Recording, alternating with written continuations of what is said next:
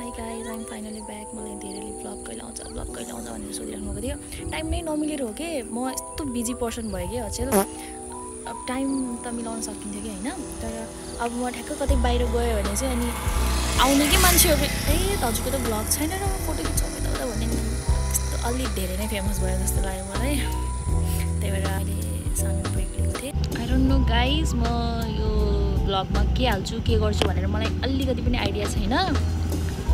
जस I will show you guys कस्तो चलिरह लाइफ अनि how my days are passing भनेर। मेरो समर भ्याकेसन पनि चलिरह अहिले 15 दिनको। देयर इज नथिङ त्यस्तो स्पेसल, तर I will show you guys. Hello गाइजहरू,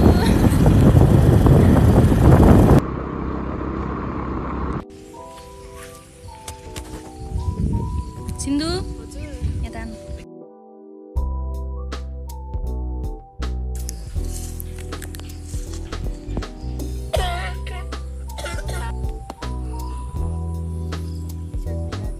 गाइजहरू हामी यहाँ जङ्गलमा आएर बसिरहौँ। यसले हो मलाई जङ्गलमा ल्याएको। म आउनु नभन्दा many of you have been asking for a vlog होइन। अनि म अलि धेरै नै बिजी भएँ कि अचेल। म मेरो जबको कारणले गर्दा अलिक बिजी भएँ।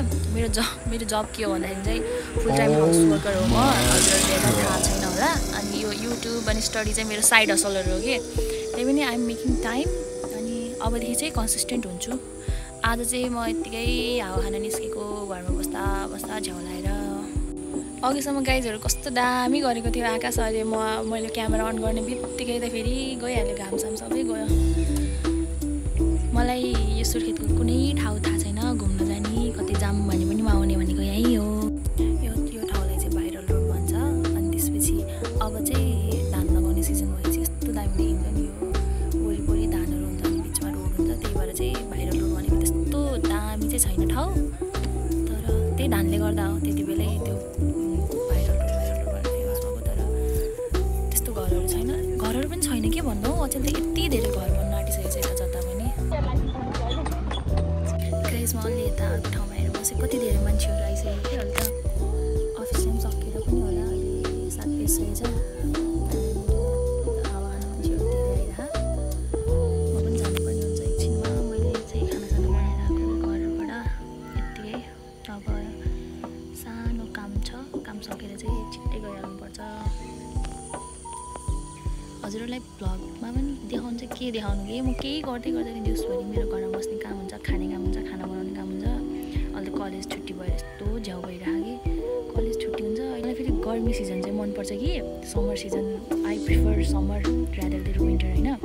अनि मैले समर मनपर्छ भन्दाखेरि साथीहरूले कस्तो भन्छ कि तँलाई गर्मी मनपर्छ, कस्तो पागल रहेछ त भन्छ मलाई गर्मी त्यो दिमाग भेजा हुने गरी त्यो घाम लागेको मनपर्ने होइन कि। यो गर्मी समर टाइमको चाहिँ यो इन्भाइरोमेन्टहरू भाइबहरू यस्तो मनपर्छ कि। अब विन्टरमा चाहिँ अलिक ग्लुमी टाइपको हुन्छ, अँध्यारो हुन्छ, त्यस्तो घाम पनि देख्नु पाउँदैन। कस्तो वेदर नै कस्तो अर्कै हुन्छ कि ग्लुमी टाइपको हुन्छ। अनि समरमा चाहिँ घाम लागेको हुन्छ, उज्यालो हुन्छ, ठ्याक्क सनसेट हुने बेला सनराइज हुने बेला यति दामी देखिन्छ कि। मलाई चाहिँ त्यो हो खासमा मनपर्ने। अनि समर टाइममा फुलहरू फुल्ने अनि नयाँ बिरुवाहरू फुल्ने इन्भाइरोमेन्टहरू पनि दामी देखिन्छ, त्यो हो मनपर्ने। अनि जब बाहिर निस्केको हुन्छ अनि दिमाग खराब हुने गरी जब घाम लाग्छ नि, तात्तिन्छ नि, पसिना शरीर टाउकोदेखि तल खुट्टासम्म पुग्ने गरी पसिना आउँछ, त्यो चाहिँ मन पर्दैन। तर ओभरअल समर चाहिँ मनपर्छ।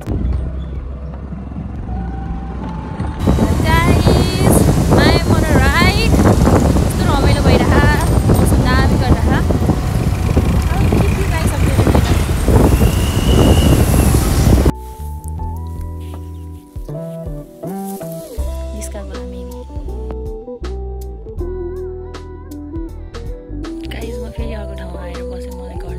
लागेको छैन कि यति राम्रो गरेर मौसम, हावा मजाले। अब तर 7:30 भइसकेको छ। अब घर चाहिँ जानुपर्छ। बाबुले ट्युसनबाट लगेर जान्छ यहाँदेखि। त्यही हो गाइस। अब चाहिँ भाइजर लगाएर रफ्तारमा कुद्नुपर्ने हुन्छ। घरबाट मामु पठाइसक्यो। अब मलाई बाँड हुन्छ, मामुले रातको काटिसक्यो। त्यसरी कुदेर घर पुग्नुपर्छ।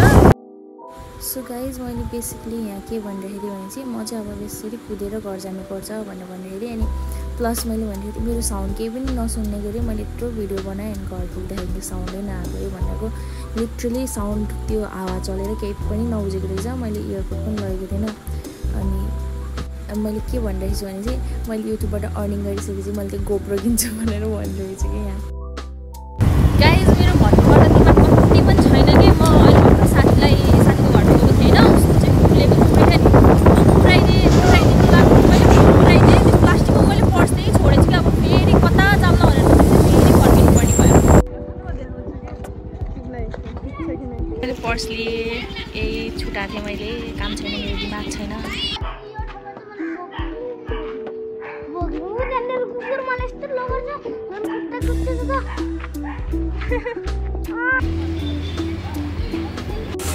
गाइजहरू पैसा आउँदैछ पैसा गाइज मैले युट्युबको अर्निङ गरिसकेको छु अल थ्याङ्क्स टु यु भनेर भन्ने दिन कहिले होला आफ्नो पैसा नभए पनि यसरी हातमा पैसा बोक्दाखेरि त रमाइलो हुँदो रहेछ हाम्रो काठमाडौँ भ्याली देख्यो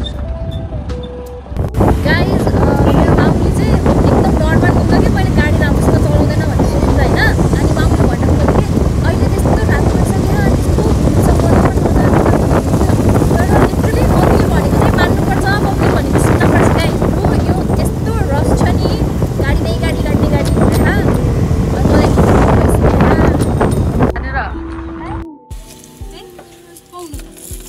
केटाहरूलाई रोज्नु पर्छ नि त लाइसेन्स ला